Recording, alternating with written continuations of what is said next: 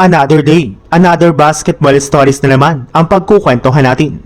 At ngayon nga ay pag-uusapan natin ang game preview ng Game 2 sa pagitan ng New York Knicks at Philadelphia 76ers at ang balitang may good news nga na pang Los Angeles Lakers kay Luka Doncic.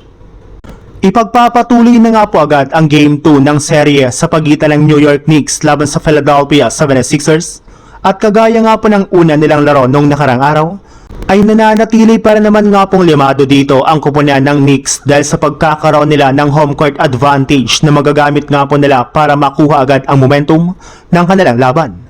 Nagawa na rin naman nga po nila itong tambakan sa kanilang Game 1, kaya hindi nga po malabo na maulit nila ito sa Game 2 lalo pat wala nga pong sagot ang 76ers sa kanilang mga superstar na sina Karl Anthony Towns at Jalen Brunson. Pero bagamat man nga po limado dito ang Knicks ay expected na rin naman nga po na mas magiging dikit at mainit ang kanilang laban. Sinsigurado nga po nagagawa ang 76ers ng ilang mga adjustments sa kanilang game, lalo na sa kanilang depensa.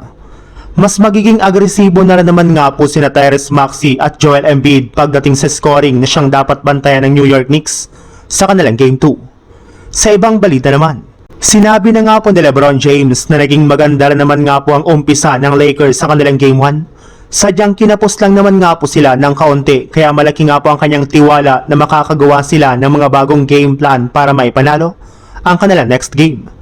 Problema lang naman nga na po talaga ngayon ng Lakers ang kanilang opensa, since mahirap nga po talagang kalabanin ang defending champions nang wala ang kanilang leading scorer na si Luka Doncic na nag-a-average sana ng 37 points per game. Sa madaling salita, mukhang gusto na nga po talaga ni LeBron na pabalikin si Luka sa lineup sa lalong madaling panahon. At mukhang mangyayari nga po yan sa kanilang Game 3 sa pagbabalik nila sa lugar ng Los Angeles.